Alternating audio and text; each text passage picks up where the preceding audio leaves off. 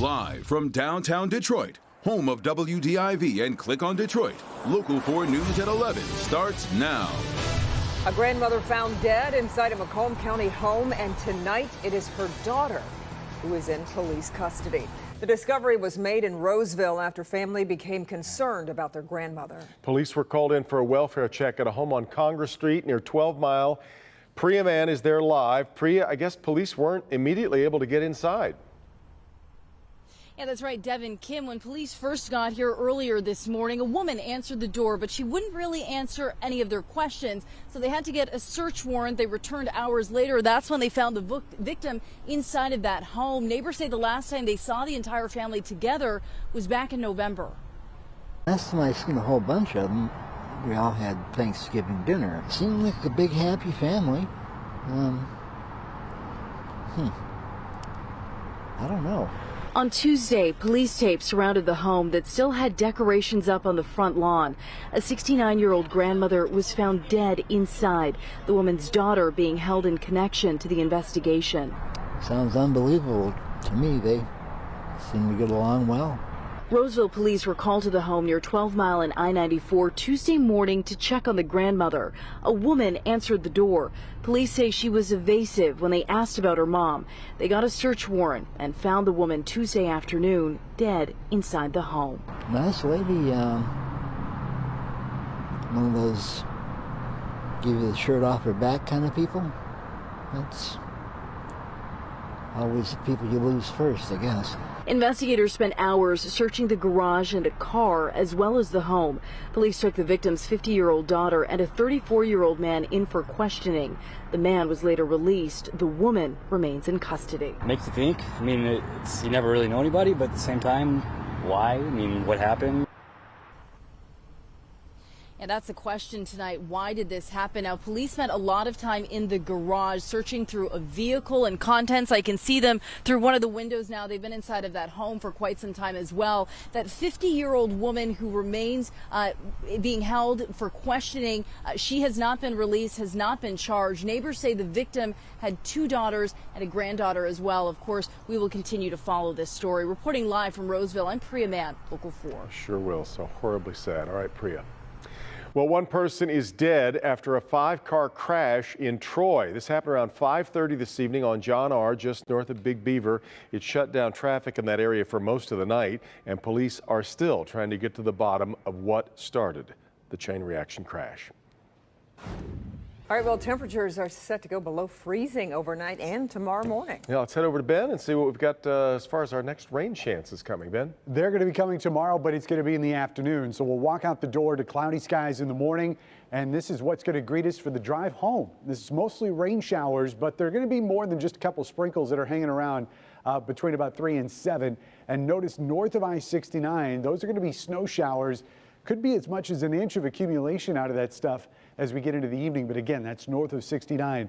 Most of us, though, just liquid as we get through the evening commute, and then we'll dry out as we head into the overnight. That's just one of our headlines with rain and snow. We're going to get much more of it come this weekend. So we're going to look at the timing on that and just how much of each we're expecting.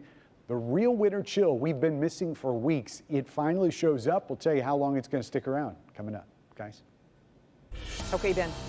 How did the green ooze mess in Madison Heights get to this point? That's what a State House committee is investigating bright and early tomorrow morning, and they've asked everybody involved to come in and explain. Mara McDonald is live in Madison Heights tonight at the now defunct electroplating services company. Mara, good evening.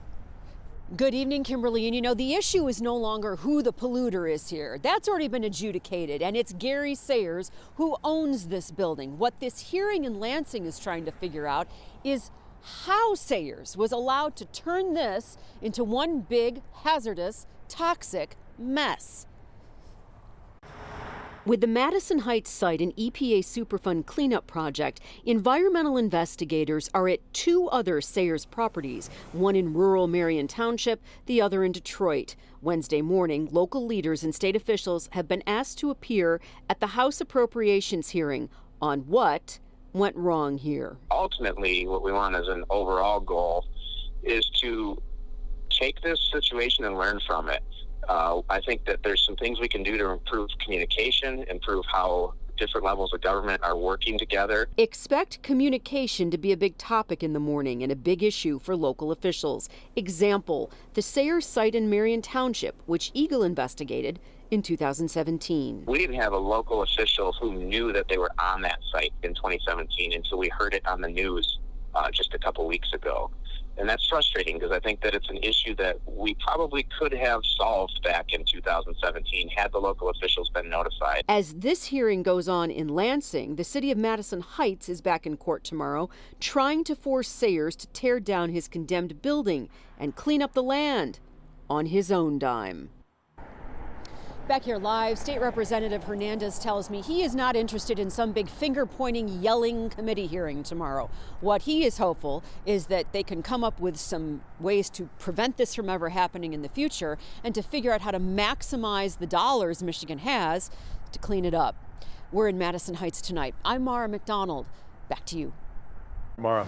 Dearborn police now believe they know who it was who exposed himself to two women at Fairlane Mall. Police say this is the man who was seen touching himself inside the women's bathroom in Macy's. Happened last Friday around 7 in the evening. The women screamed after seeing him. He ran away before officers arrived. But if you've got any information on who he might be, Dearborn police ask you to call them. New court testimony reveals bizarre details behind the deadly stabbing of a grandfather at his grandson's first birthday party. It happened at a Utica park back in 2018. 22-year-old Miguel Mansour admitted to stabbing and killing Mike Sharita. Mansour told police he had been getting high by doing whippets in the park. Sharita asked him to stop. That's when Mansour stabbed Sharita. In the interview, Mansour tells police he sees aliens and thought Sharita was one of them. Everywhere I look, it's all I think about. That guy's a human. That guy's an alien. This guy's a human. This guy's an alien. This guy's going to kill this person if I don't do something about it. He was moving towards me with his fist clenched, and I thought he was about to attack me. Okay. So I grabbed my knife, and I remember stabbing him, and he fell down. Well, 1 month before the murder, Mansour was found clinically insane in a home invasion case. He's now pleading insanity in Sharita's murder. A gunshot and a cigarette are behind a West Side Detroit home explosion that left 6 people badly burned. Detroit Fire says someone fired a gun inside the house, hitting a pipe in the basement that caused gas to fill the home. About an hour after that, a woman lit a cigarette, causing the gas-filled home to explode. 6 people were hurt, suffering 2nd and 3rd degree burns. A new bill would make it legal for anyone 18 years of age and older to carry a stun gun in Michigan.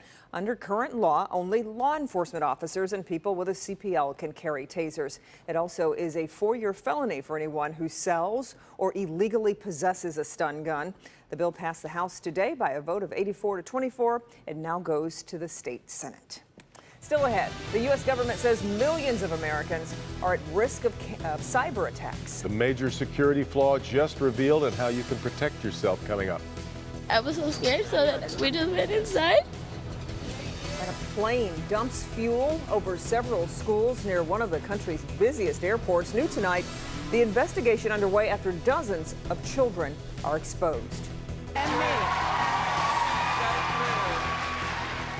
And it was a different kind of debate tonight in Iowa with just 6 Democratic candidates on stage. Did the less crowded field make for any fireworks? Got that next.